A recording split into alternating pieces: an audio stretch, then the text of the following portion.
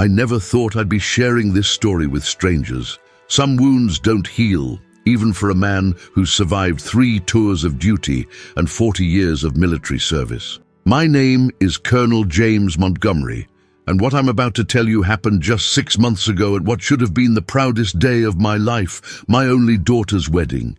The morning started like any mission, with precise preparation. I remember standing in my hotel room at the Washington Grand, methodically fastening each button on my dress uniform. Every medal and ribbon told a story. Desert Storm, Afghanistan, Iraq, decorations for valor, for leadership, for wounds sustained in battle. I'd earned each one of them, paid for them with blood and time. Time away from home, time away from Eliza Montgomery, my daughter. I still remember holding her the day she was born, this tiny pink bundle with her mother's eyes and my stubborn chin. Even then, I knew my duty to country would mean sacrifices at home. What I didn't know was just how complete those sacrifices would become.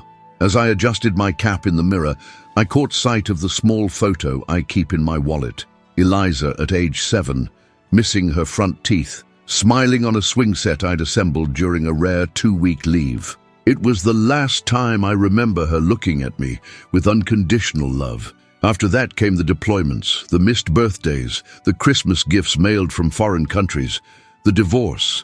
The divorce hit when Eliza was 12. Margaret couldn't handle the separations anymore. I understood, even if it broke something inside me that battlefield surgeons couldn't fix.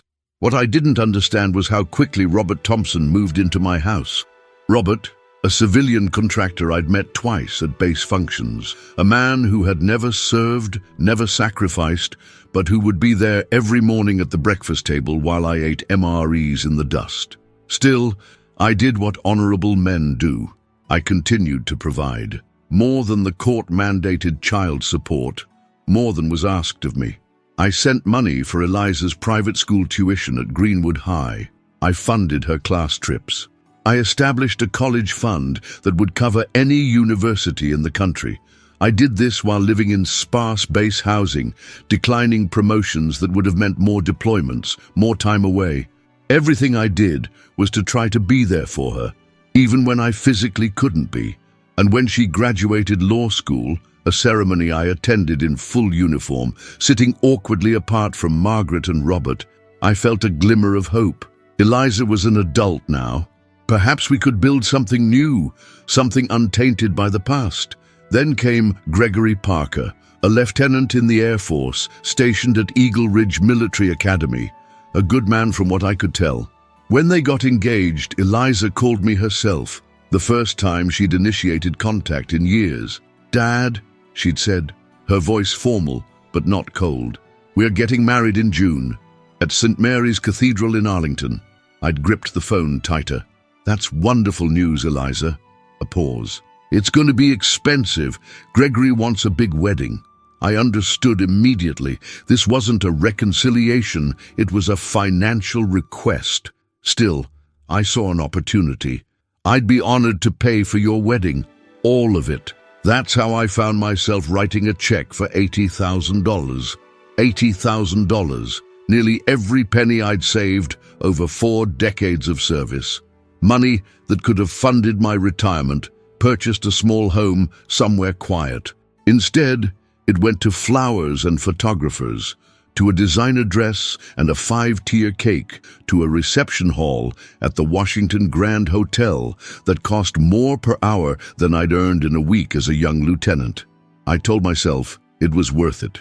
This would be my redemption, my chance to walk my daughter down the aisle, to reclaim a piece of the relationship we'd lost. I even rehearsed a speech, nothing elaborate, just a few words about love and duty in the future.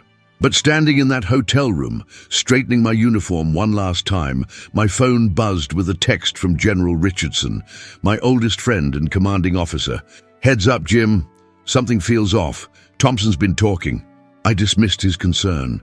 Richardson had never liked Robert. Few military men did. But as I made my way to St. Mary's Cathedral, a heaviness settled in my chest that decades of combat instinct told me wasn't just sentiment. The ceremony itself was a blur. I performed my duty, walking Eliza down the aisle, her arm resting lightly on mine, barely touching. I noted how she looked at Robert sitting in the front row, how she smiled at him with the warmth she'd once reserved for me. I catalogued these observations as I would enemy positions with detached precision. At the reception, tables groaned under centerpieces that cost more than a month's combat pay. Crystals sparkled under chandeliers. A string quartet played. The photographer Katherine Johnson had recommended captured everything, except, I noticed, any candid moments between Eliza and me. Then came the speeches. I wasn't on the program, I realized, not listed among those who would toast the couple. Margaret spoke, Robert spoke, even Gregory's mother Amelia shared tearful congratulations. My name was conspicuously absent. I was considering whether to request a moment to speak when Eliza herself rose, champagne glass in hand. She looked beautiful, every inch the successful young attorney, poised and confident. My chest swelled with a father's pride, despite everything. "I want to thank everyone for coming today," she began. "Gregory and I are so blessed to have such wonderful family and friends." She continued with the usual acknowledgements. Bridesmaids, groomsmen, distant relatives who had traveled far. Then she turned slightly, looking not at me, but at Robert Thompson. "Most of all, I want to thank the man who made this all possible," she said, her voice carrying clearly through the perfect acoustics of the ballroom. "Not just the man who paid for this wedding," a brief, dismissive glance my way, "but the man who was there for every recital, every graduation, every heartbreak. The man who taught me to drive, who helped me with my homework, who showed me what a father should be." The room had gone silent. 200 guests held their breath. I felt Thomas O'Neill's hand on my shoulder, steadying me. "I want to thank you for this wedding," Eliza continued, looking directly at Robert now. "My real father." There it was. Public, unmistakable, a disavowal of not just my paternal role, but of the years of sacrifice and provision. Robert Thompson stood, beaming, accepting the thunderous applause. He hugged my daughter, while throwing a smug glance my way. Beside him, Margaret looked uncomfortable but didn't intervene. For 30 seconds that stretched like years, I sat motionless. The room seemed to recede, sounds dimming as blood pounded in my ears. I thought of nights in combat zones, writing letters by flashlight. I remembered the time I'd been wounded and had convinced a nurse to help me record a birthday message for Eliza. My voice weak from blood loss, but determined to reach across oceans to tell my little girl I loved her. I thought of the legal papers in my lawyer's briefcase, the contingency plans I'd put in place. Not because I expected betrayal, but because 40 years in the military teaches you to prepare for every scenario, especially the worst ones. As the applause died down, I caught Gregory's expression, confusion, then dawning horror as he realized what had just happened. He hadn't known. This poor young man was as blindsided as I was. That's when I made my decision. I would not create a scene. I would not diminish this event that had cost me every dollar I'd saved, but I would not leave without ensuring that actions had consequences. I nodded to my lawyer, seated discreetly at a corner table. He opened his briefcase and removed a folder we had prepared months ago just in case. Just in case the daughter I had provided for across decades decided to publicly humiliate the father who had given everything but his physical presence. As I rose from my seat, conversation hushed.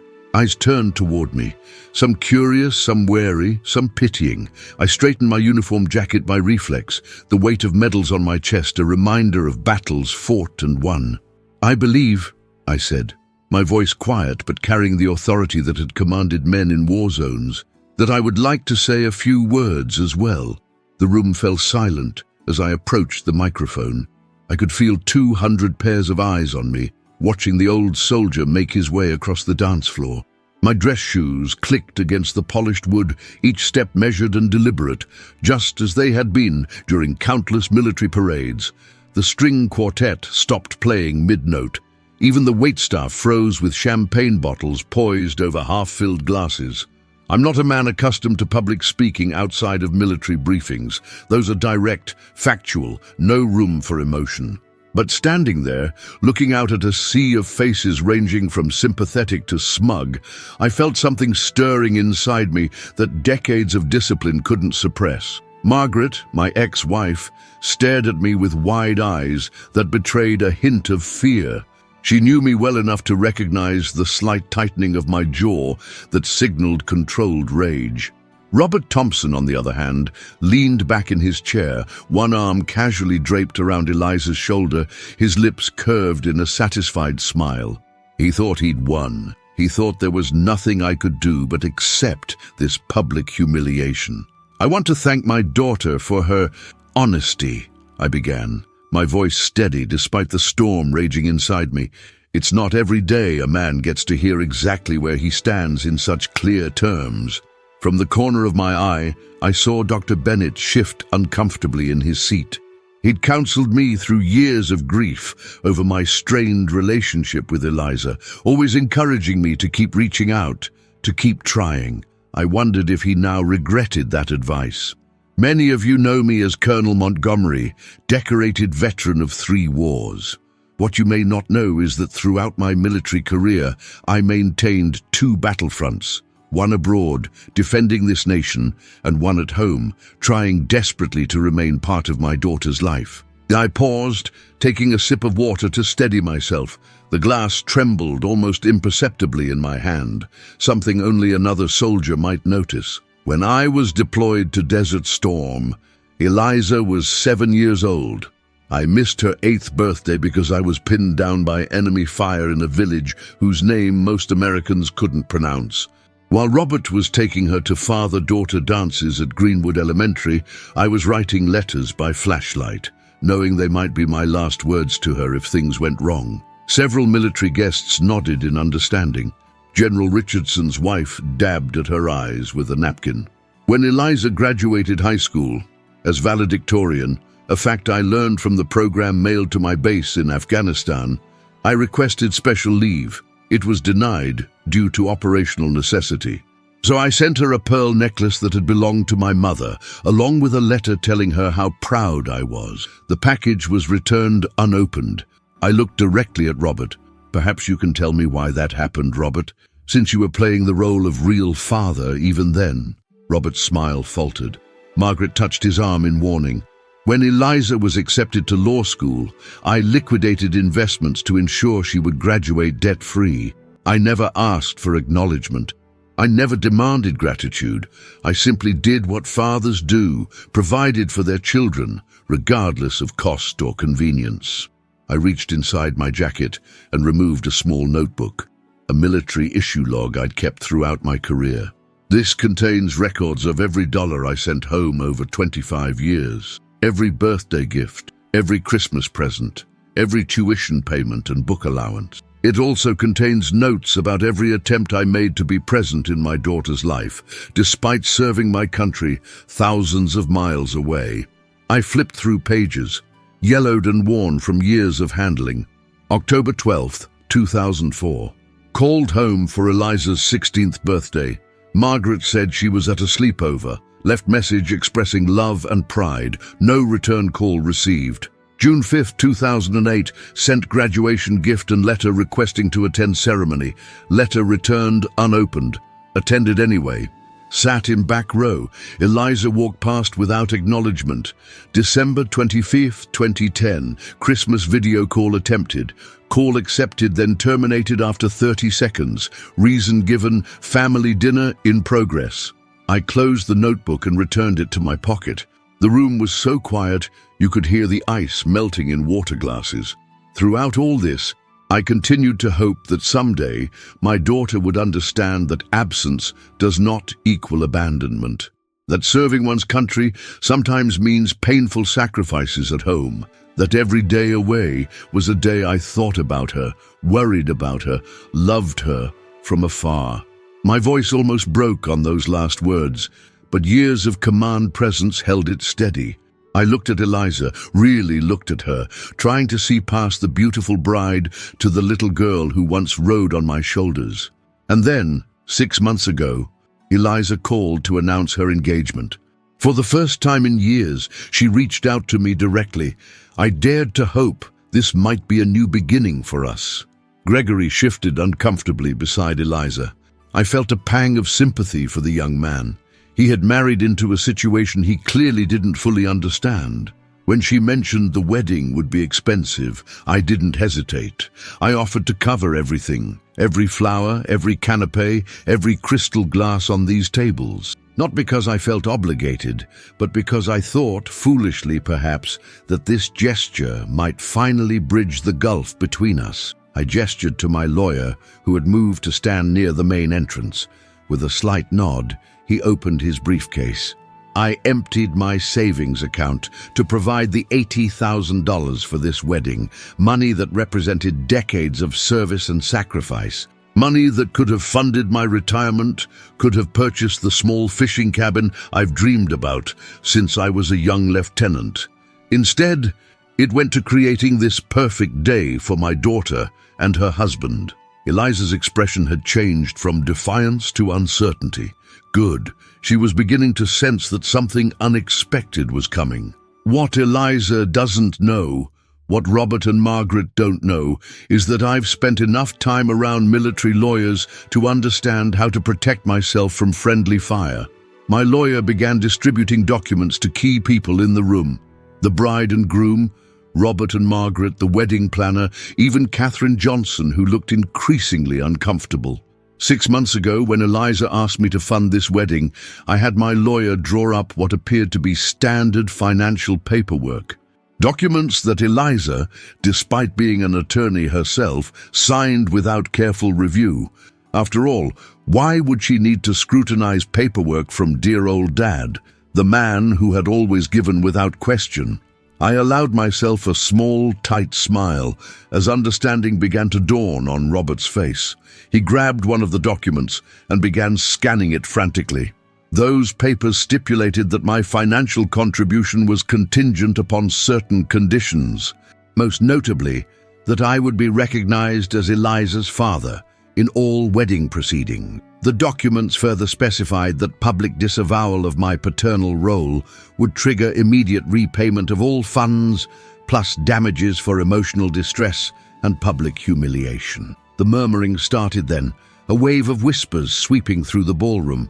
I raised my hand for silence, and years of military authority made the room instantly quiet again. Additionally, I had my lawyer add clauses concerning the joint banking account I established for the newlyweds, the down payment I provided for their new home in Alexandria, and the honeymoon to Paris I arranged. All of these gifts were similarly contingent upon my role as father of the bride being respected and acknowledged. Eliza stood abruptly, her face pale beneath her makeup. "You can't be serious. Those papers weren't... I didn't..." "You didn't read them," I finished for her. An interesting oversight for someone who graduated top of her class at law school.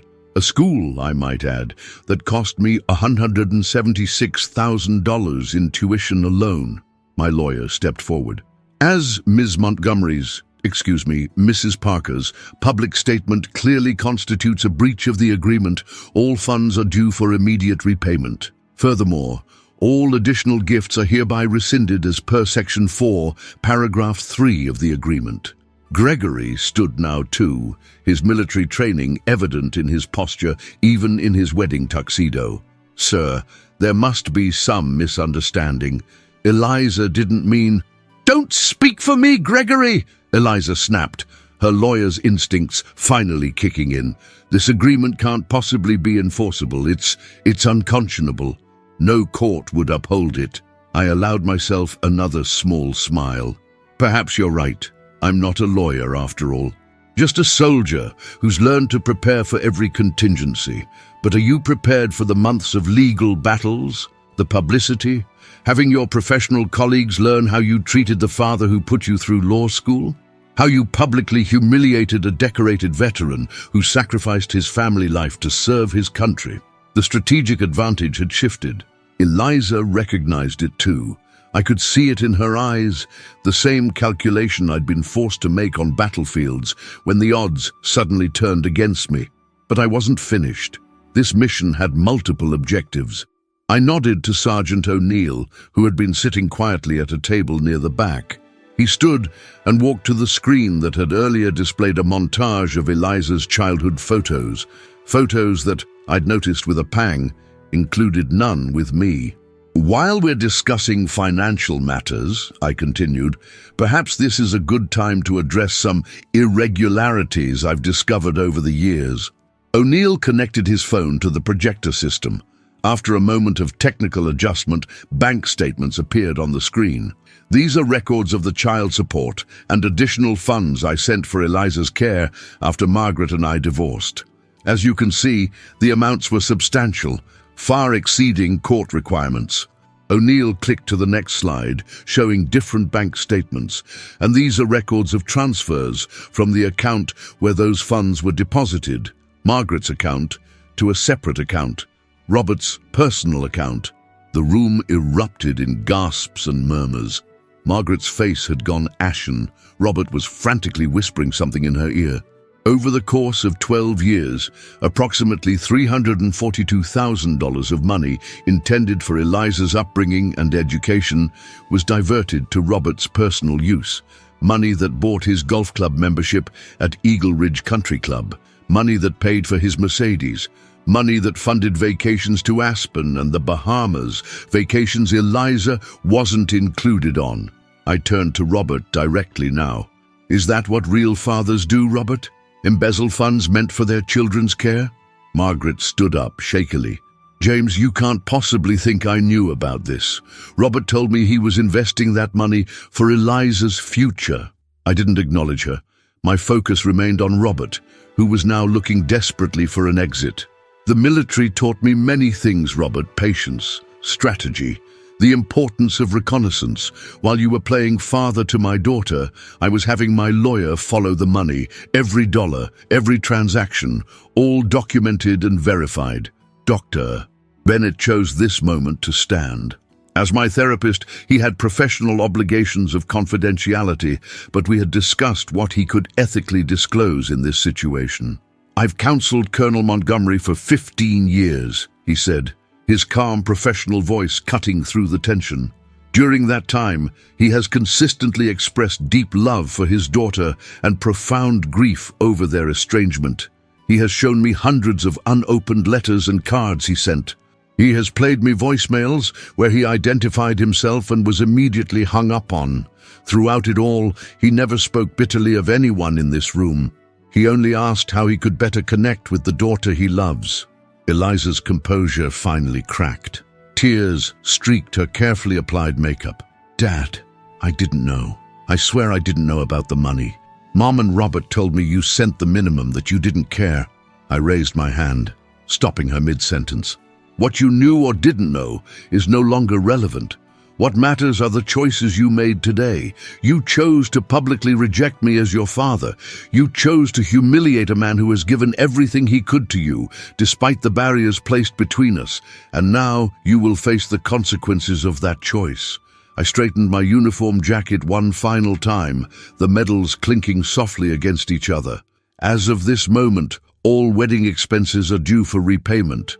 The joint account established for your marriage has been frozen. The down payment on your Alexandria home has been withdrawn. The honeymoon reservations have been cancelled, and should you choose to contest these actions, evidence of Robert's financial misconduct will be submitted to the appropriate authorities." I turned to address the stunned guests. "I apologize for the disruption to what should have been a joyous occasion. I suggest you enjoy the remaining food and drink. As it appears, the celebration portion of the evening has concluded." With that, I gave a crisp military nod, turned on my heel, and began walking toward the exit. Behind me, chaos erupted. Eliza was sobbing. Robert was shouting about lawyers. Guests were rising from their seats, unsure whether to stay or go. Just before reaching the door, I felt a hand on my arm. It was Gregory, his face a mixture of shock and respect. "Sir," he said quietly, "I had no idea about any of this. I would never have allowed—" "You're a good soldier, Lieutenant Parker," I interrupted, "but you've married into a battlefield you weren't prepared for. I suggest you determine quickly which side you're on." I left him standing there, returned to my hotel room, and methodically packed my belongings. 40 years of military service had taught me when a mission was complete. This one was finished, executed with precision and maximum impact. As I drove away from the Washington Grand Hotel, I felt no satisfaction, no vindication, only a hollow ache where family should have been. But sometimes, even for a father, duty must come before sentiment. Sometimes the hardest battles are fought not against enemies, but against those we love most. I didn't sleep that night. Old habits from the battlefield, the soldier's instinct that relaxation leads to vulnerability. Instead, I sat in a chair by the window of my hotel room, still in my dress uniform, watching the lights of Arlington through the glass. Somewhere out there, Eliza and Gregory were facing the ruins of what should have been the beginning of their life together. Part of me ached to call her, to offer some way out, but 40 years of military discipline held me steady. In war, hesitation kills. In life, it merely prolongs the inevitable. At dawn, I changed into civilian clothes. The first time in decades, I felt more comfortable out of uniform than in it. My phone had been buzzing throughout the night. 27 missed calls, 15 voicemails, 43 text messages. I ignored them all and headed downstairs for coffee. The hotel restaurant was nearly empty at 5:30 a.m. Just a few business travelers and me, the father who had just detonated his daughter's wedding. I was halfway through my second cup when General Richardson slid into the booth across from me. "Hell of a campaign you executed last night, Jim," he said, signaling the waitress for coffee. I didn't look up. "You'd have done the same." "Maybe, maybe not." He stirred cream into his cup. "But I didn't come here to second-guess your tactics. I came to warn you. Thompson's been making calls. Powerful friends in civilian contractor circles. He's trying to paint you as unstable, dangerous, using your combat experience against you." This didn't surprise me. Robert had always been a man who fought with other people's weapons. Let him try. My service record speaks for itself. Richardson leaned forward. "Jim, I've known you since West Point. You've always been the strategist, always 3 moves ahead. So tell me, what's your endgame here? What happens when the dust settles?" I'd asked myself the same question throughout the night. "Justice," I finally said. "Accountability. And after that? When Thompson's reputation is destroyed and Eliza's left with nothing but regret. What then?" I had no answer. For the first time in my military career, I'd launched an offensive without a clear exit strategy. Richardson seemed to read my thoughts. He slid a folder across the table. "Your retirement paperwork. I took the liberty of expediting it. After last night, I figured you might want options."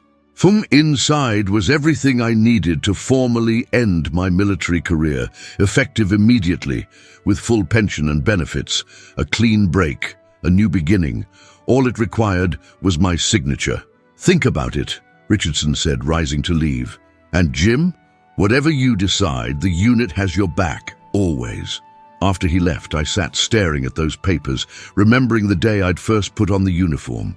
I'd been 18, idealistic, certain that serving my country was the highest calling a man could answer. I never imagined that answering that call would cost me my family. I was still contemplating this when Thomas O'Neill appeared, sliding into the booth with the easy familiarity of a man who'd shared foxholes with me. "You look like hell, Colonel," he said bluntly. "Feel worse," I admitted. O'Neill nodded at the retirement papers. "Richardson making an extraction plan for you." "Something like that." "Smart man." O'Neill hesitated, then pushed forward. "I've got something you should see before you make any decisions." He placed a USB drive on the table. "After you left last night, things got ugly. Thompson started threatening everyone. The lawyer, the hotel staff, even some of the guests who'd witnessed everything. I started recording on my phone. Figured you might need it someday." I pocketed the drive without comment. O'Neill understood that some gifts require no acknowledgement between soldiers. "There's something else," he continued. "The kid, your son-in-law. He came looking for me after you left, asked a lot of questions about you, your service record. Wanted to know if you were always a man of your word." This caught my attention. What did you tell him? The truth, that in 30 years, I've never known you to make a threat you didn't follow through on, or a promise you didn't keep. O'Neill paused.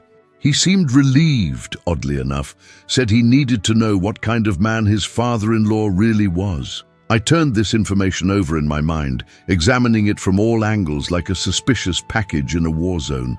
Gregory Parker was an unknown variable in this equation. A young officer caught between loyalty to his new wife and respect for the chain of command. Thompson's been working him, I concluded, trying to turn him against me. O'Neill shook his head. I don't think so. The kid seemed disillusioned with Thompson, kept asking if I knew about the financial stuff, if it was true. When I confirmed it, he just nodded, like I'd confirmed something he already suspected.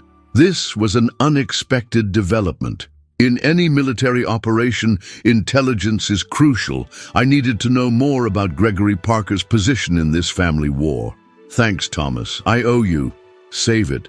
After what you did for me in Fallujah, I'll never be square. He rose to leave.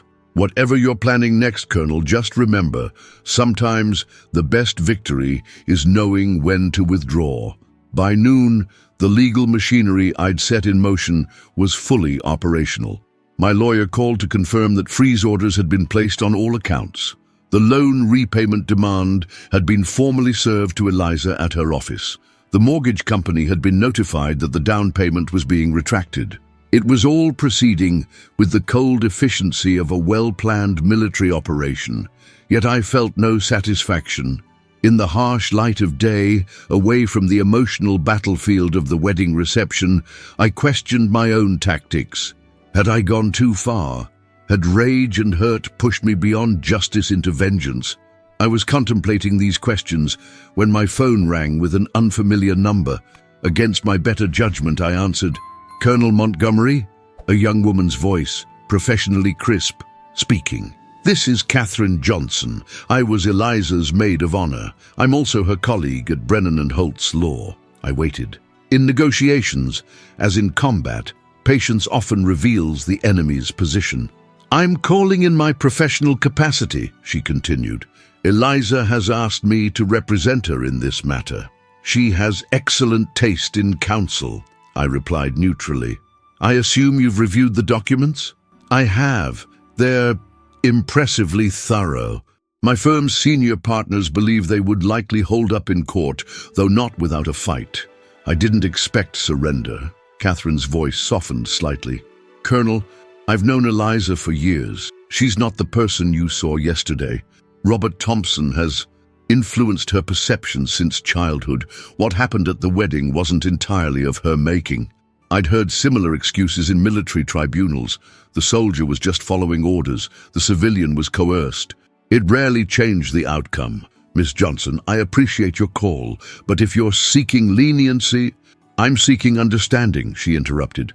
"Before you proceed further, there's something you should know. Something about Robert Thompson that even Eliza doesn't fully comprehend." This caught my attention. "I'm listening. Not over the phone. Can you meet me? Today, if possible. I have documents you need to see." Military instinct told me this could be a trap, a delaying tactic while Thompson marshaled his forces. But curiosity overrode caution. "Where and when?" "Franklin Park, 2 hours from now. I'll be on the bench near the eastern entrance." I agreed and ended the call, immediately wondering if I'd made a tactical error. Catherine Johnson was an unknown quantity, loyal to Eliza, but apparently operating independently now. In my experience, third-party intermediaries often complicated already volatile situations. Nevertheless, 2 hours later, I found myself walking through Franklin Park, scanning for threats out of habit. Catherine was exactly where she'd said she would be, a leather portfolio on her lap. Her professional appearance somewhat at odds with the casual park setting. "Thank you for coming, Colonel," she said as I approached. I sat beside her, maintaining distance. "You mentioned documents." She nodded, opening the portfolio. 3 years ago, I worked on a case involving financial fraud. One of the defendants was a client of Robert Thompson's investment firm. During discovery, I found irregularities in Thompson's business practices. Nothing directly incriminating, but enough to raise questions. She handed me several papers, bank statements, transfer records, client lists. I started looking deeper, on my own time. What I found was a pattern of behavior dating back decades. Robert identifies wealthy individuals, often divorced women with substantial settlements or child support arrangements, and positions himself as both romantic interest and financial advisor. I studied the documents, immediately recognizing the methodology. It was a sophisticated version of what he'd done to Margaret and, by extension, to Eliza and me. You're saying he targeted my ex-wife deliberately? Because of my military salary and child support? Catherine nodded. You weren't his biggest mark, but you were certainly a reliable one. Regular payments, never late, significantly above court requirements. Plus, your deployments meant you couldn't monitor how the money was being used. The tactical part of my mind admired the strategy, even as the father in me recoiled at the cold calculation of it all. Does Eliza know any of this? Not entirely. She knows Robert has been less than forthright about certain financial matters. But she doesn't know the full extent of his pattern, or that her mother was essentially a target. I processed this information, fitting it into the larger picture. Why are you showing me this now? Catherine hesitated. Because what you did last night, it shattered something in Eliza. For the first time, she's questioning everything she's been told about you, about Robert, about her entire childhood. And as her friend, not just her lawyer, I can't let her continue believing a fiction that Thompson created. She handed me one final document, a handwritten letter on faded paper. I recognized my own handwriting immediately. It was a letter I'd written to Eliza on her 16th birthday, explaining why I couldn't be there, telling her how proud I was of the young woman she was becoming. A letter I'd been told was never delivered. Where did you get this? My voice was hoarse. Eliza found a box in her mother's attic last year while helping her organize. There were dozens of these. Letters, cards, gifts, all from you, all supposedly never received. I felt a surge of emotion so powerful that for a moment I couldn't speak. Anger, vindication, grief, all warring within me. She's had these for a year and never contacted me. She didn't know what to do with them. They contradicted everything she'd been told about you for her entire life. It was easier to keep believing the narrative she'd grown up with than to confront the possibility that she'd been manipulated. I folded the letter carefully and put it in my pocket. What do you want from me, Ms. Johnson? A chance for Eliza to make this right. Not without consequences. She understands there must be accountability for her actions, but perhaps not the complete financial devastation you've set in motion. I considered this. In warfare, the objective is never destruction for its own sake, but rather to achieve specific strategic goals. I had wanted justice, and perhaps, if I was honest with myself, retribution for years of rejection. But was destroying my daughter's future truly the victory I sought? I need time to think, I finally said. Catherine nodded. Of course, but don't take too long, Colonel. Gregory has requested emergency leave from his command to deal with this situation. Thompson is liquidating assets. And Eliza, she hesitated. Eliza hasn't stopped crying since you left the reception. As Catherine gathered her documents to leave, she paused. One more thing. Gregory asked me to give you this. She handed me a sealed envelope with military precision. Inside was a single sheet of paper, Gregory's resignation from the Air Force, effective immediately, with a handwritten note at the bottom. Colonel Montgomery, I cannot in good conscience continue to serve while married to a woman who would dishonor a decorated veteran in the manner you experienced. Unless you indicate otherwise, I will submit this on Monday. Respectfully, Lieutenant Gregory Parker. The implications were clear. Gregory was willing to sacrifice his own military career, a career he'd built and clearly valued, as a gesture of respect to me. It was the kind of honor-bound decision that only another service member would fully understand. As Catherine walked away, I remained on the bench, turning over everything I'd learned. Robert Thompson was not merely an opportunist who had stepped into my absence. He was a predator who had deliberately targeted my family. The letters I'd written, words from my heart during the darkest moments of deployment, had been intentionally withheld to maintain the fiction that I didn't care. And now my son-in-law, a young officer with a promising future, was prepared to resign his commission out of principle. The sun was setting over Franklin Park as I finally rose from the bench. In the fading light, I could see families walking together, fathers holding children's hands, ordinary moments of connection that military service had cost me. For the first time since leaving the wedding reception, I felt something beyond anger and vindication. I felt a responsibility to the truth, not just my truth or Eliza's, but the complex reality that lay beneath years of manipulation and misunderstanding. I took out my phone and did something I hadn't done in years. I called my daughter directly. It rang 4 times before going to voicemail. I listened to her recorded voice, professional, composed, nothing like the sobbing woman Catherine had described, and waited for the beep. "Eliza," I said, my voice steadier than I felt. "This is your father. We need to talk, not through lawyers or intermediaries, just you and me. Tomorrow, 0900 hours, the Vietnam Veterans Memorial. I'll be waiting." I ended the call, uncertain if she would come, but certain that after decades of battles, both foreign and domestic, I was finally fighting for something beyond duty or retribution. I was fighting for the possibility of truth, of understanding, perhaps even someday of reconciliation. The Vietnam Veterans Memorial has always affected me differently than most. While other visitors see only a stark black wall inscribed with names, I see faces, brothers in arms I knew personally. Young men who never grew old, forever preserved in my memory as they were in their early 20s, full of life and fear and courage. I arrived at 8:30, giving myself time to pay respects before Eliza might appear, if she came at all. The morning was unseasonably cool for Virginia in June, a light fog hanging over the mall, shrouding the Washington Monument in the distance. I walked slowly along the wall, occasionally touching a name, nodding in silent acknowledgement. Near the apex, I found a quiet spot and waited, checking my watch periodically, more from military habit than impatience.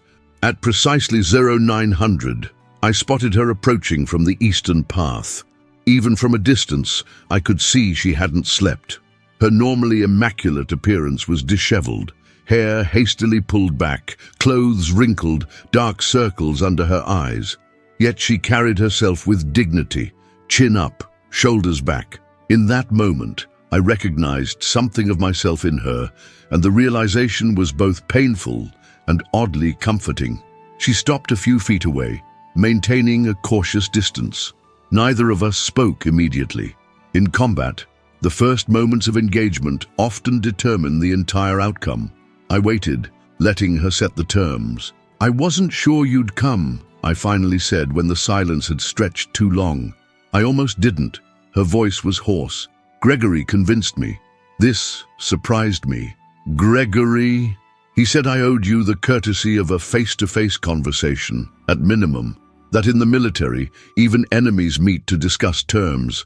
I nodded, appreciating the young lieutenant's understanding of protocol. "He's a good officer." "Was," Eliza corrected.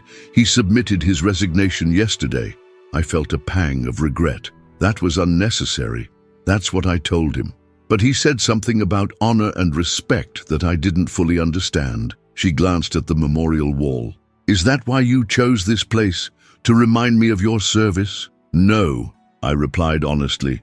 "I chose it because here, among these names, perspective comes easier. Arguments over wedding receptions seem trivial compared to the sacrifices recorded on this wall." Eliza studied the names, thousands upon thousands of them stretching into the distance. "Did you know many of them?" "Enough." I didn't elaborate. Some battlefield memories remain private, even after decades. She turned back to me, her lawyer's training asserting itself. "Catherine showed you the documents?" "Yes. And they confirm what I already suspected. Robert Thompson is a predator. He saw an opportunity in our broken family and exploited it for financial gain." Eliza flinched slightly but didn't argue. Progress, perhaps. That doesn't excuse what I did at the wedding, she said quietly. No, it doesn't, I agreed. But it helps me understand it. You've been manipulated since childhood, Eliza. Fed a narrative about me that served Thompson's purposes. I'm not a child anymore, she countered. I'm a lawyer. I should have seen through it, should have questioned why my memories of you from early childhood didn't match what Mom and Robert told me later, should have wondered why a man who supposedly didn't care kept sending money, kept trying to make contact. A doom. I heard the self-recrimination in her voice and recognized it. The same tone I'd used when debriefing failed missions, analyzing what went wrong, what I should have seen coming. The most effective deception begins in childhood, I said. By the time you were old enough to question it, the narrative was already your reality. She walked closer to the wall, running her fingers over the engraved names. I found your letters, she said without looking at me. Last year, in Mom's attic. Dozens of them spanning years, birthday cards, Christmas gifts, all unopened. Catherine mentioned that. I read them all, you know, in one night. Sat on the attic floor until sunrise, opening each one chronologically. She turned to face me. You never stopped writing, never stopped trying, even when I gave you every reason to give up. You're my daughter, I said simply, as if that explained everything. In my mind, it did. In one letter, from when I was 14, you described watching the sunset from some desert outpost. You wrote that no matter how far apart we were, we could look at the same sun, the same stars, and somehow be connected. I cried for hours after reading that. I remembered writing those words, crouched in a forward operating base in Afghanistan, mortar fire in the distance, desperate to create some connection with the daughter who seemed to be slipping further away with each deployment. Why didn't you contact me after finding them? I asked. Eliza's professional composure cracked slightly. I was ashamed and confused and angry, not at you, but at them, at myself. It was easier to keep pretending, to stick with the version of reality I'd believed for 20 years, until the wedding, until you showed everyone what Robert had been doing with the money, until you revealed that my entire understanding of my childhood was built on lies. She wiped away a tear with clinical efficiency. Do you know what the worst part is? I'm a litigator. I dismantle false narratives for a living. I cross-examine witnesses until their lies fall apart. Yet I never once applied those skills to my own life. I understood her anger at herself. Self-recrimination is often the hardest burden to bear. We believe what we need to believe, Eliza. It's human nature. She looked up at me sharply. Is that forgiveness I'm hearing, Colonel? Understanding, I clarified. Forgiveness is more complicated. I'm not asking for it, she said quickly. I don't deserve it. What I did at the wedding was unforgivable, publicly humiliating you after you'd given everything for that day. Not everything, I corrected, just every dollar I had. For the first time, a ghost of a smile crossed her face. Catherine says the legal documents are airtight, that I don't have legal grounds to contest them. They are, I made sure of that. Then why did you ask to meet? You've already won. You have your revenge. I considered the question carefully. Why had I reached out? What did I hope to accomplish here beside this wall of sacrifice? Revenge wasn't my objective, I finally said. Justice, perhaps, accountability, certainly, but not destruction for its own sake.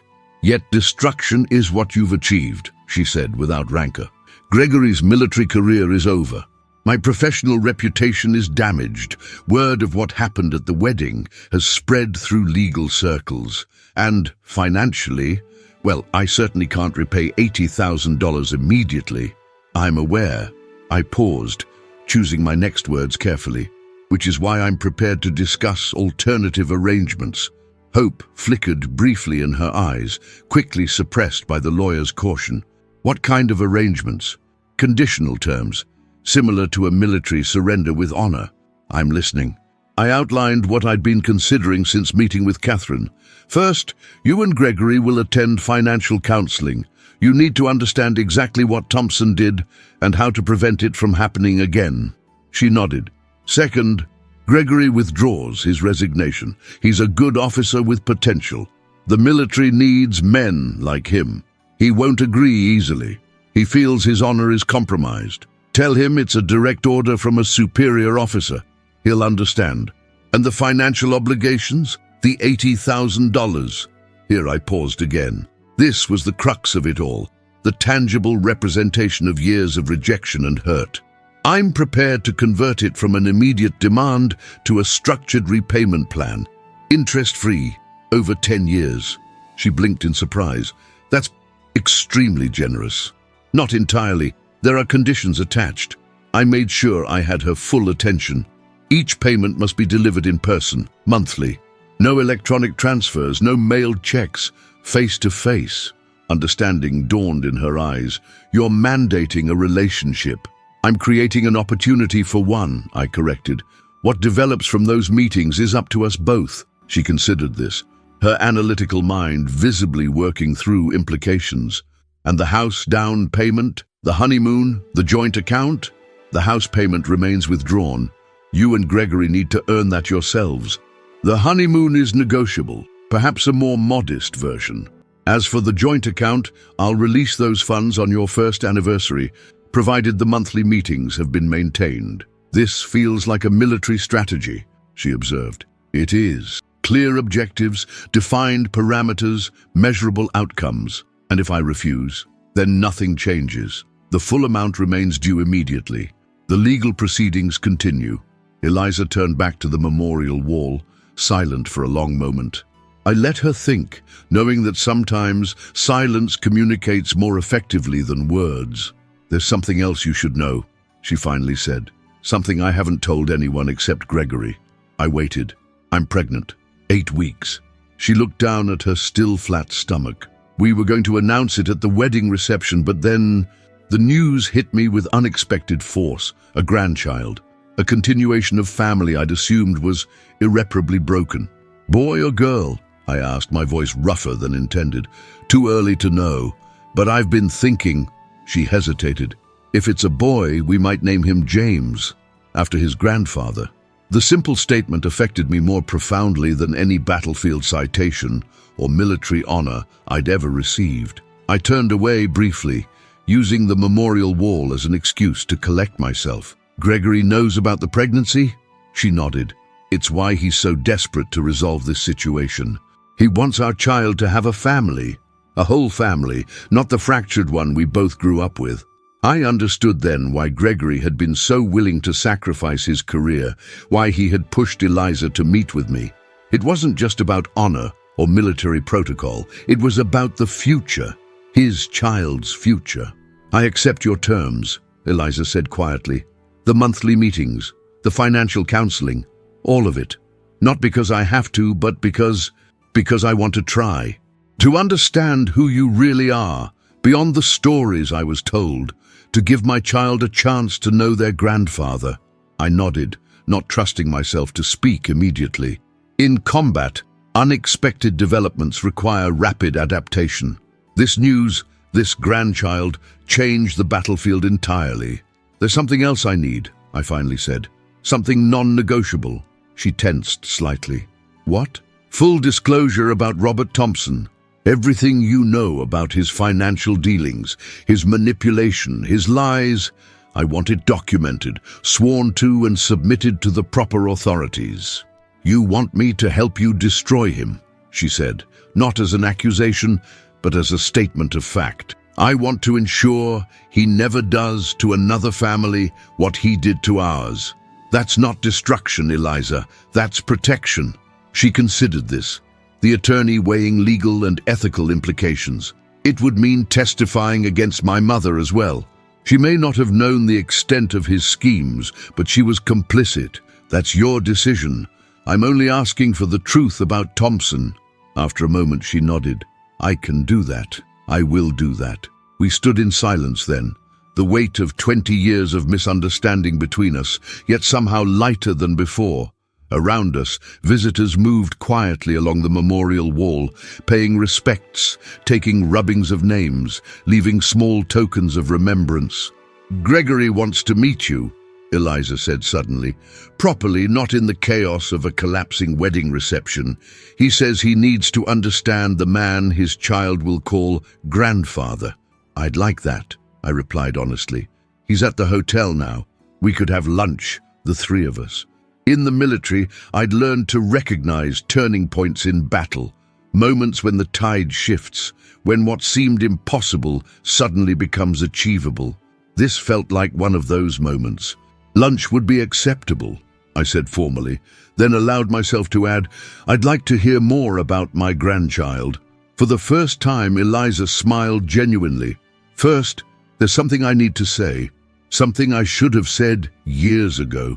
She took a deep breath. I'm sorry, Dad, for believing the lies, for the wedding, for everything. Dad, one simple word that I hadn't heard from her lips in over a decade. The military taught me something about forgiveness, Eliza, I said quietly. It's not a single action, but a process, a series of decisions made daily, sometimes hourly. We have time for that process now. Together we walked away from the wall of names, away from the past they represented, towards something neither of us had fully believed possible just days before, a future as family.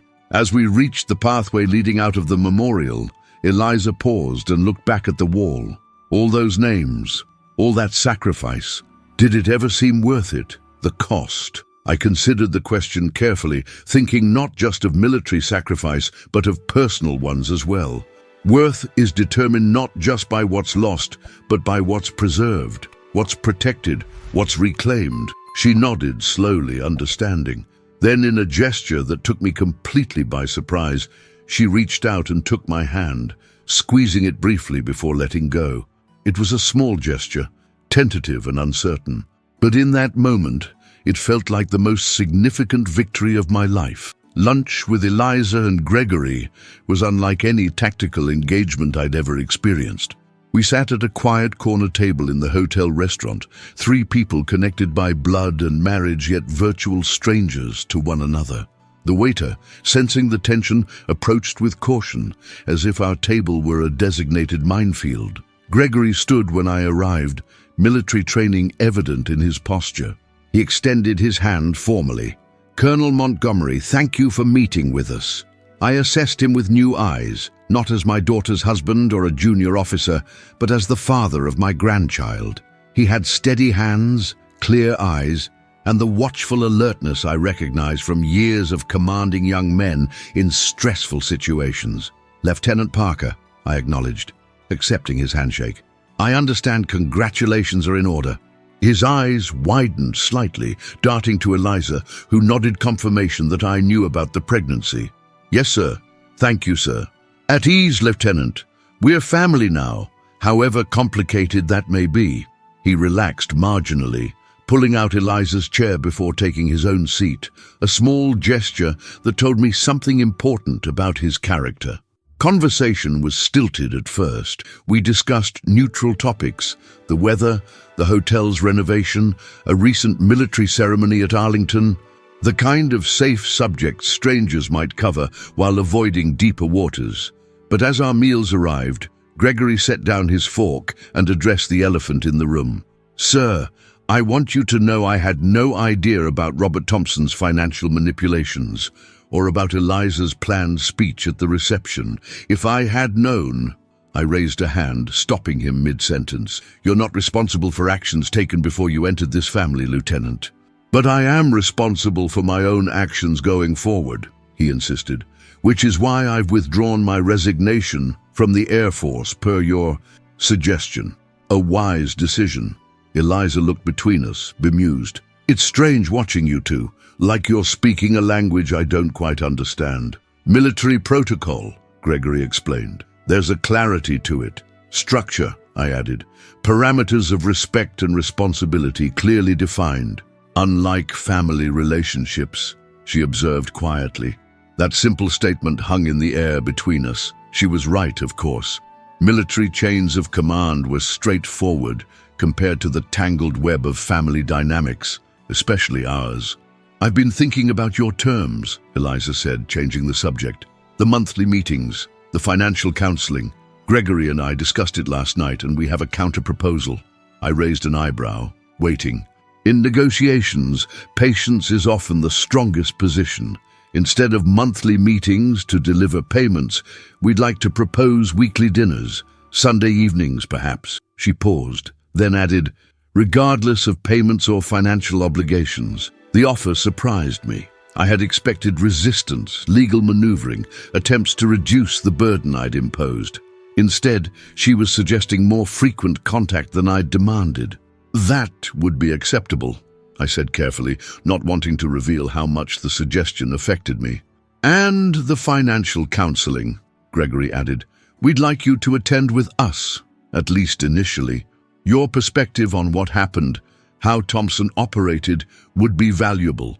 Another unexpected development. They weren't just accepting my terms, they were expanding them, drawing me further into their lives than I had dared to propose.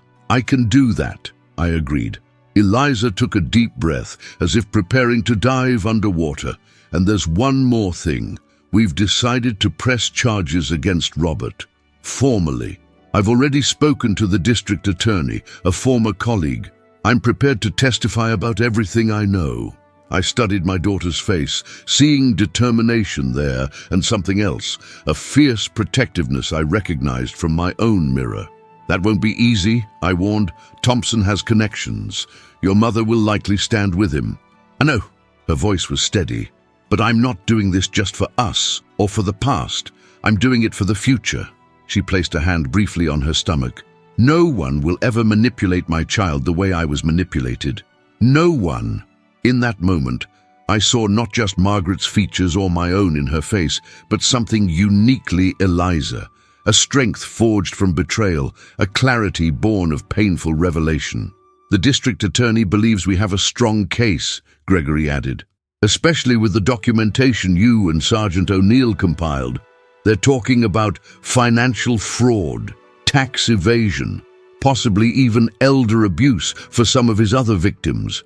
I hadn't expected such decisive action, such immediate commitment to justice. In my experience, civilians often hesitated at the threshold of conflict, weighing consequences that soldiers had been trained to accept as part of duty. Thompson won't go down quietly, I cautioned. He'll fight. He'll try to discredit you both. Let him try, Eliza said with a coldness I recognized from my own combat voice. I'm my father's daughter after all. I know how to fight. The simple declaration, my father's daughter, affected me more than I could show in that public setting. For years, I had been Margaret's ex-husband, or the absent military father in Eliza's narrative. Now, she was claiming our connection, acknowledging our shared blood and perhaps our shared resilience. The conversation shifted then to practical matters, the legal process ahead, the financial realities they faced, the preparations for a child who would arrive in just over 7 months. Throughout the discussion, I noticed something remarkable happening. The three of us were functioning as a unit, assessing challenges, allocating resources, developing strategy, like a well-coordinated military team, but bound by something deeper than duty.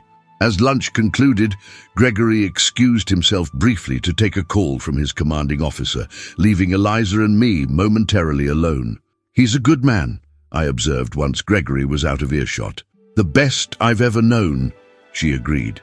Except perhaps for one other. She didn't elaborate, but the implication was clear. Another unexpected offering in this day of surprises. Eliza, I began, uncertain how to frame what I needed to say. The legal actions I set in motion, the loan repayment, the frozen accounts, I can modify those terms now given what we've discussed. She shook her head firmly. No special treatment. We'll honor our obligations just as we've agreed. Gregory and I both feel strongly about this. It's not about special treatment, I argued. It's about family supporting family. Exactly, she said with unexpected intensity. And that support has to go both ways now. You've supported me financially my entire life, even when I rejected you, even when I believed the worst about you. Now it's my turn to demonstrate responsibility, to honor commitments. She leaned forward. "It's important to me, Dad. It's important to us." There it was again. Dad. Not Colonel Montgomery or the formal father she'd used at the wedding. The simple word conveyed a shift in our relationship more profound than any legal document could capture. Gregory returned, and we prepared to part ways. As we stood in the hotel lobby, an awkward moment ensued, the kind that occurs when familiar farewell rituals don't exist between people. "Colonel," Gregory said formally, extending his hand again. "Thank you for your understanding and guidance. I won't forget it." "Thank you for taking care of my daughter," I replied, "and my grandchild." Then Eliza stepped forward, hesitated just briefly, and embraced me. It was a quick hug, somewhat stiff and uncertain, but it was the first physical contact we'd had in over a decade. I found myself momentarily frozen, then carefully returned the gesture. "Sunday dinner," she confirmed as she stepped back. "Our apartment, 1800 hours. I'll be there," I promised. As I watched them walk away, Gregory's arm protectively around Eliza's waist, I felt something I hadn't experienced since my earliest days in combat, the disorientation of having survived an engagement you'd expected to be fatal, the surprised gratitude of finding yourself still standing when the smoke clears. The next weeks unfolded with the disciplined progression of a carefully planned campaign. True to her word, Eliza formally filed charges against Robert Thompson. The evidence we presented, my decades of financial records combined with Eliza's insider knowledge of Thompson's business practices, proved compelling enough for the district attorney to pursue an aggressive case. Thompson's arrest made local headlines. Margaret called Eliza, alternating between tearful pleas and angry accusations. When neither worked, she too hired legal representation, claiming ignorance of her husband's financial schemes. Whether that was true or merely a defensive position remained to be seen. The Sunday dinners began as promised. The first was awkward. 3 people trying to forge connections across years of absence and misunderstanding. Conversations stalled frequently. Silences stretched uncomfortably, but we persevered like soldiers holding a difficult position, determined not to retreat. By the 3rd Sunday, something had shifted. Gregory and I discovered a shared interest in military history. Eliza revealed a talent for cooking she'd developed in law school. Small connections formed, tentative bridges across the chasm of lost years. The financial counseling sessions were more challenging. Sitting beside Eliza and Gregory as a professional unraveled Thompson's manipulations forced us all to confront painful truths. For Eliza, the realization that her mother had been at least partially complicit in the deception. For Gregory, the sobering understanding of how financial vulnerability can undermine even the strongest relationships. For me, the recognition that my absence, however duty-bound, had created the vacuum Thompson exploited. True to our agreement, Eliza delivered the first monthly payment in person, an envelope containing a bank check and a handwritten note that simply read, "Thank you for the second chance. E." I deposited the check but kept the note in my wallet, beside the faded photograph of 7-year-old Eliza on her swing set. 4 months after the wedding, I received an unexpected call from General Richardson. "How's retirement treating you, Jim?" he asked after the usual pleasantries. "Still adjusting," I admitted. I had finally signed the retirement papers, ending my military career officially. After 40 years in uniform, civilian life felt like operating in a foreign country without a map. "I hear your son-in-law is doing excellent work at Eagle Ridge," Richardson continued. "His commanding officer speaks highly of him." "Good to hear. In fact, there's an instructor position opening up there next year. Strategic operations, the kind of practical combat wisdom that can't be taught from textbooks." He paused meaningfully. "And they're looking for someone with extensive field experience, someone who could mentor the next generation of officers." I understood immediately what he was suggesting. "I'm retired, Stanley. Retired from active duty," he corrected. "Not from serving your country, not from passing on what you've learned. Think about it. The position doesn't start until after your grandchild arrives."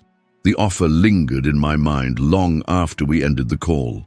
Teaching young officers, shaping their understanding of battlefield realities, it appealed to the part of me that had always taken pride in developing junior leaders.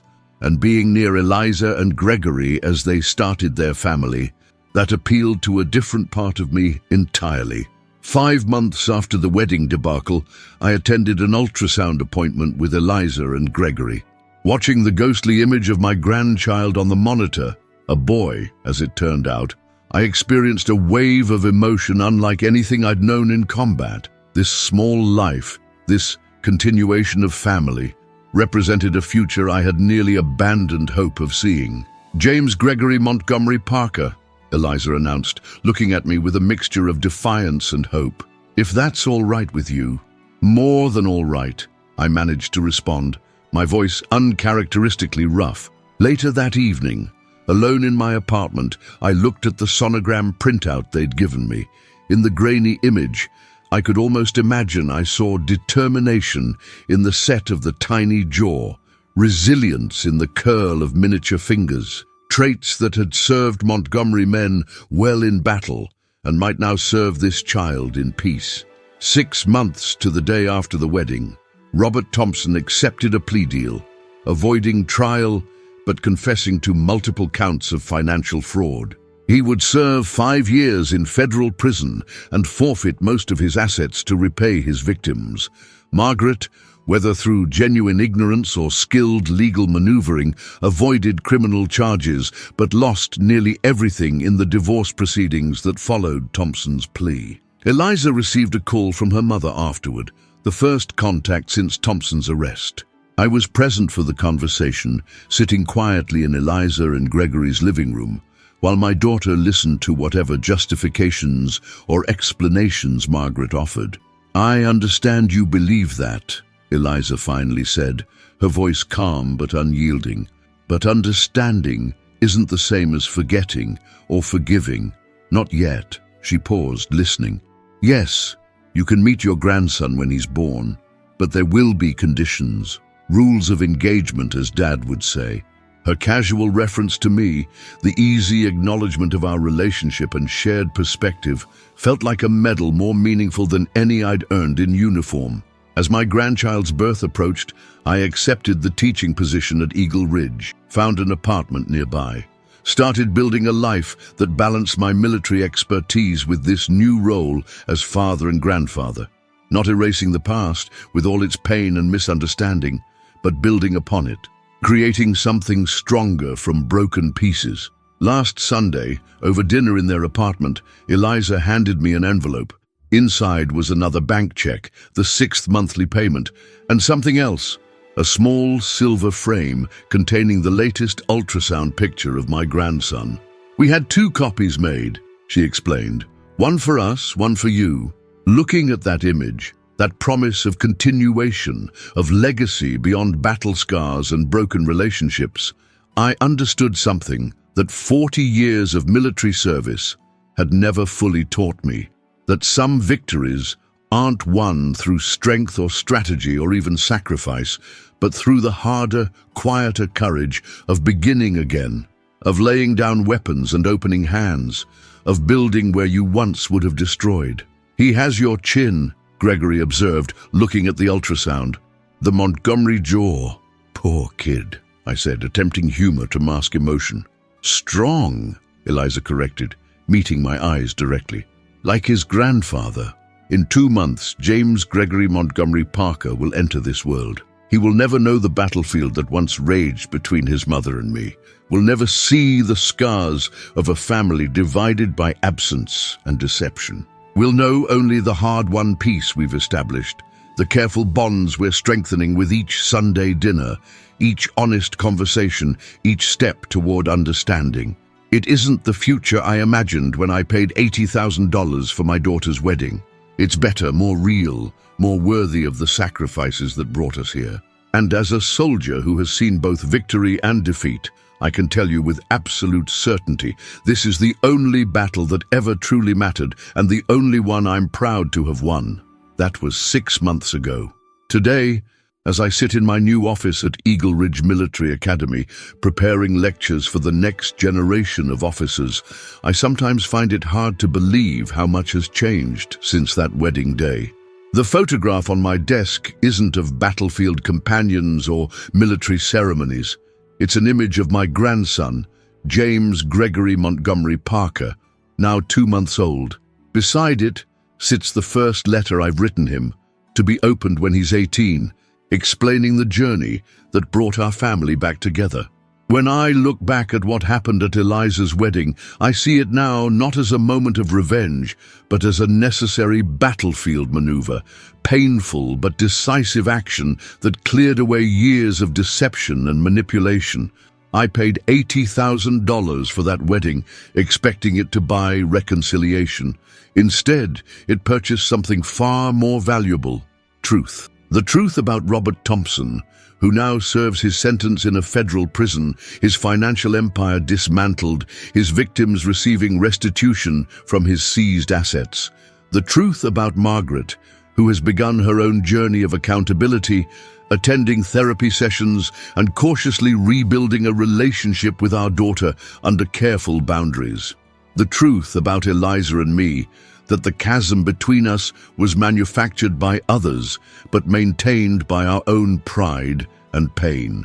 Eliza continues to make her monthly payments, though I've established a trust that redirects each dollar to my grandson's education fund. She knows this, but insists on maintaining our original agreement. "It's about honor," she explained recently, sounding so much like me that Gregory laughed out loud. "It's about keeping your word." Our Sunday dinners have expanded to include Sergeant O'Neill occasionally, and even General Richardson and his wife when they're in town. These gatherings around Eliza and Gregory's dining table have become the foundation of a new kind of family, one built on chosen connections rather than obligatory ones. My relationship with Gregory has evolved from formal military courtesy to genuine respect and something approaching friendship. He seeks my counsel on professional matters, and I value his perspective on this new civilian world I'm still learning to navigate. Last week, he asked me to help design the nursery in their new home, a modest but comfortable house they purchased entirely on their own, without financial assistance from me or anyone else. As for my grandson, I hold him with a gentleness I never knew my weathered combat hands possessed. When he grips my finger with surprising strength, I see not just my bloodline continuing, but a new kind of legacy being established, one of reconciliation rather than division, of understanding rather than judgment. This journey has taught me that true victory rarely resembles what we imagine when we enter the battle. I thought winning meant watching Eliza face the consequences of her rejection. Instead, winning has meant learning to see through her eyes, to understand how a child's perspective can be shaped by those she trusts, to recognize that absence, even duty-bound absence, leaves wounds that mere money cannot heal. I've learned that revenge, however justified it might feel in the moment, pales compared to the power of restoration. That sometimes the strongest military strategy is knowing when to lay down arms and listen. That forgiveness isn't a single decision, but a daily choice, made again and again until it becomes as natural as breathing. If you're watching this and facing your own battlefield of family estrangement or betrayal, I won't offer easy platitudes or guarantee happy endings. What I will say is this: the courage that serves in combat, the determination to complete the mission despite the cost, can serve you here too. Sometimes the hardest person to face isn't an enemy, but the child who believes you are one. Sometimes the most difficult terrain to navigate isn't a foreign desert, but the emotional wasteland of broken relationships. But I will also tell you this: it can be worth it. Every painful conversation, every uncomfortable truth, every moment of vulnerability you've spent decades avoiding, all of it can be the necessary price of reclaiming what matters most. I paid $80,000 for my daughter's wedding, only to hear her thank another man for being her real father. But what I gained from that devastating moment has proven priceless. A relationship with my daughter built on truth rather than obligation. a connection with my grandson from his very first breath, a family forged through fire, stronger at the broken places. This story isn't just about a wedding gone wrong or a father's calculated response. It's about the battles we fight within our own families, the wounds we inflict sometimes without even realizing it, and the courage required to begin again when everything has fallen apart. If this story has resonated with you, I ask you to take a moment now to subscribe to Revenge Expected. Your subscription helps us continue bringing these real-life accounts of justice, reconciliation, and unexpected outcomes to others who might be fighting similar battles in their own lives. Hit that subscribe button to ensure you never miss a new story of confrontation and resolution. Leave a comment below, sharing your thoughts on this situation. Would you have done what I did? Would you have found a different path to justice? Have you faced similar betrayal in your own family? Your comments create a community of support for those still in the midst of their own battles. This channel exists to remind people that sometimes the expected revenge isn't the victory we truly need. Sometimes the real triumph comes in forms we never anticipated. Each like helps spread that message to others who might be standing where I stood 6 months ago, contemplating destruction rather than rebuilding. I want to be transparent with all of you who follow this channel. Creating these videos, finding these stories, and producing this content requires significant resources. If you've found value in what we do here, please consider supporting Revenge Expected through our gracious donation option. Even small contributions help cover the costs of daily video production and allow us to continue bringing you authentic stories of justice and redemption. Your support through Gracious directly enables us to maintain the quality and frequency of our content. For those wondering about Robert Thompson, his legal appeals have thus far been unsuccessful. For those curious about Margaret, she recently sent Eliza a letter apologizing not just for the wedding, but for 20 years of enabling deception. These continuing developments remind us that our stories don't end when the video does. Real life continues unfolding in all its complexity. Next week on Revenge Expected, we'll share another story of justice served in unexpected ways. Until then, remember that sometimes the most powerful response to betrayal isn't destroying the betrayer, but rebuilding what they tried to take from you. This is Colonel James Montgomery, signing off from Eagle Ridge Military Academy in Virginia, where I'm learning that sometimes the most important battles are won not with weapons or strategy, but with the courage to begin again.